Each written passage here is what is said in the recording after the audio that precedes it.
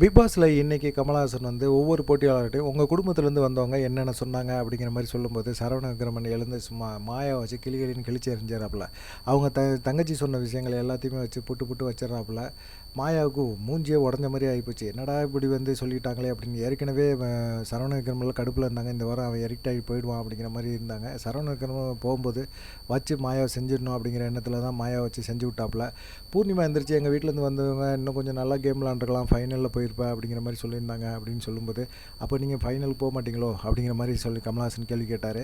மூணாவது ரவீனா எந்திரிச்சு பேசும்போது பார்த்தீங்கன்னா, எங்களுக்கு அமெரிக்கா ஆண்டி அனுப்புனதுக்கு பதிலாக எங்கள் அம்மா வந்திருந்தா நல்லா இருந்திருக்கும், இல்லை என் ஃப்ரெண்ட்ஸ் வந்திருந்தா நல்லா இருந்திருக்கும். அவங்க வந்து நிறைய குழப்பிட்டு போயிட்டாங்க, எனக்கு கேம் விளாட்றதுக்கே பயமாக இருக்குது அப்படிங்கிற மாதிரி சொல்லும்போது, அப்படியா உங்களுக்கு வந்து என்ன பிரச்சனை அப்படின்னு கேட்கும்போது, எனக்கு வந்து என் குடும்பம் தான் முக்கியம்.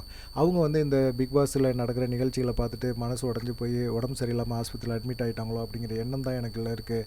எங்கள் அம்மா வராதது எனக்கு மிகப்பெரிய வருத்தம் அப்படிங்கிற மாதிரி ரவீனா சொல்ல, சரி நீங்கள் ஸ்டோர் ரூமுக்கு போங்க அப்படின்னு சொல்கிறாங்க. ஸ்டோர் ரூமுக்கு எல்லாருமே அவளோட இருந்து போய் பார்த்தா உள்ள கதவை திறந்தா ரவீனா அம்மா நிற்கிறாங்க. ரவீனாவுக்கு மிகப்பெரிய அதிர்ச்சி, ஆச்சரியம், அழுகை எல்லாமே வந்துச்சு. மணிக்கு ஒரு விதமான பயம். ஏற்கனவே ரவீனா அம்மாவை நல்ல பழக்கமாக இருந்தாலும் இந்த கேமுக்கு அப்புறம் அமெரிக்கா ஆண்டி வந்து குழப்பி விட்டு போனதுக்கப்புறம் அவங்க அம்மாட்ட பேசுகிறதுக்கு பயம்.